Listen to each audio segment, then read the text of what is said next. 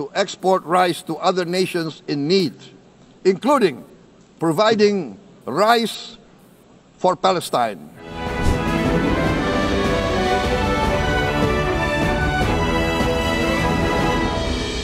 Indonesia menyatakan produksi beras Indonesia cukup tinggi. Secara khusus, Presiden Prabowo di hadapan pemimpin negara anggota PBB menyatakan Indonesia telah siap mengantisipasi krisis pangan.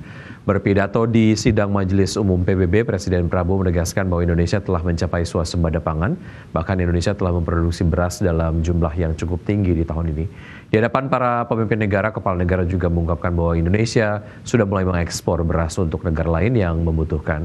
Selain itu, melalui ketersediaan pangan juga, Indonesia siap membantu menyediakan pangan untuk rakyat Palestina.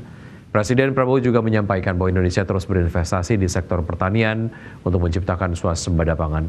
Presiden dengan tegas meyakini dalam beberapa tahun ke depan Indonesia bisa menjadi lumbung pangan dunia.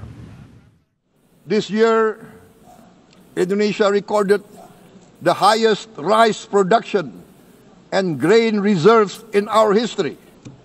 We are now self-sufficient in rice, and we are starting now to export rice to other nations in need, including providing rice for Palestine. We are building resilient food supply chains, strengthening farmer productivity, investing in climate-smart agriculture to ensure food security for our children and for the children of the world. Selanjutnya, pemirsa, sebanyak 5,6 juta ton pupuk subsidi sudah disalurkan. Penyaluran pupuk subsidi ini sebagai upaya untuk mempercepat tercapainya swasembada pangan pada tahun ini. Kementerian Pertanian mencatat hingga 18 September 2025 realisasi penyaluran pupuk subsidi telah mencapai 56,45% atau setara dengan 5,6 juta ton dari total alokasi nasional sebesar 9,5 juta ton, di mana pupuk subsidi untuk membantu petani dalam memenuhi kebutuhan pertanian serta untuk mendukung ketahanan pangan. Menteri Pertanian Andi Amran Sulaiman menyatakan penyaluran pupuk subsidi untuk menjaga stabilitas produksi pangan nasional. Mentan juga melihat peluang besar untuk mewujudkan swasembada beras lebih cepat dari target, di mana target 4 tahun bisa dicapai tahun 2025 ini. Regulasi pupuk yang dulu tidak bisa ambil set A, itu sudah bisa mengambil set A subsidi.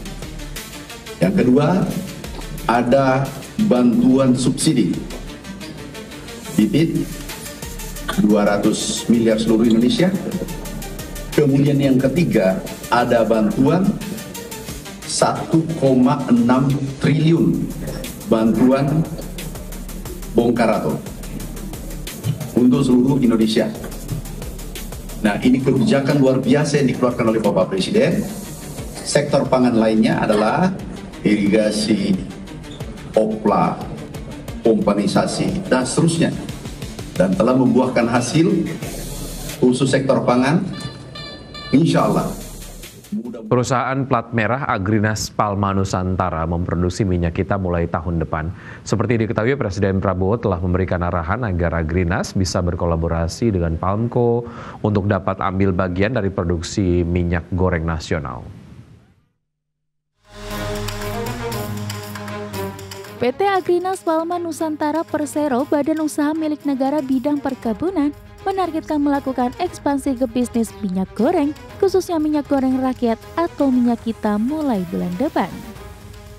Direktur Utama Agrinas Palma, Agus Sutomo, mengatakan Presiden Prabowo telah memberikan arahan agar Agrinas bisa berkolaborasi dengan Palmco, subholding PT Perkebunan Nusantara 3 Persero, untuk dapat ambil bagian dari produksi minyak goreng nasional.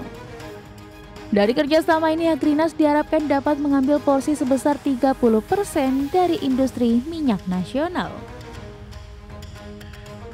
Program minyak goreng, jadi kami sudah laporkan, jadi kami akan mengambil porsi 30% dari produksi nasional. Akan segera mulai, Pak, karena Palmco PTPN ini sudah selesai membangun refinery-nya, Pak. Ada di 2 tempat, di Medan sama di Manang itu, Pak. Agus menambahkan Agrinas Palma akan memprioritaskan suplai CPO kepada PT PN. Namun apabila terdapat kelebihan produksi maka ditawarkan vendor-vendor lain yang ingin bekerja sama untuk pembelian CPO. Tim Liputan IDEX Channel. Kami, pemirsa, Kementerian Keuangan mengungkapkan ada 8 agenda prioritas APBN 2026. Salah satunya anggaran ketahanan pangan dipatok 164,7 triliun rupiah yang akan digunakan untuk swasembada pangan, stabilisasi harga, serta kesejahteraan petani dan nelayan. Kementerian Keuangan mengungkapkan APBN 2026 dirancang untuk mendorong pertumbuhan ekonomi. Ada 8 agenda prioritas APBN 2026. Yang pertama, anggaran ketahanan pangan dipatok 164,7 triliun rupiah dialokasikan untuk swasembada pangan, stabilisasi harga, serta kesejahteraan petani dan nelayan. Kemudian ketahanan energi sebesar 402,4 triliun rupiah disiapkan untuk meningkatkan lifting minyak dan gas, mempercepat transisi energi, serta menjaga stabilitas harga energi. Ketiga, program makan bergizi gratis dianggarkan 335 triliun rupiah ditujukan untuk gizi anak sekolah, ibu hamil, balita, serta pemberdayaan UMKM dan ekonomi lokal.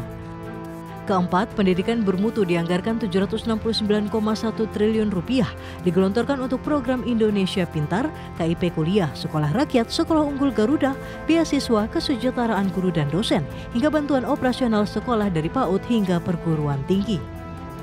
Kelima, kesehatan berkualitas sebesar 244 triliun rupiah untuk program jaminan kesehatan nasional, cek kesehatan gratis, serta revitalisasi rumah sakit. Adapun yang keenam, pembangunan desa, koperasi, dan UMKM. Program ini mencakup pembangunan 80.000 koperasi desa merah putih dengan akses sembako, logistik, pupuk, dan layanan keuangan. Ketujuh, pertahanan fokusnya pada modernisasi alutsista, penguatan industri strategis nasional, serta peningkatan kesejahteraan prajurit. Terakhir, akselerasi investasi dan perdagangan global melalui peran Danantara dan sektor swasta untuk investasi produktif dan memperkuat rantai pasok global. Tim Liputan IDEX Channel.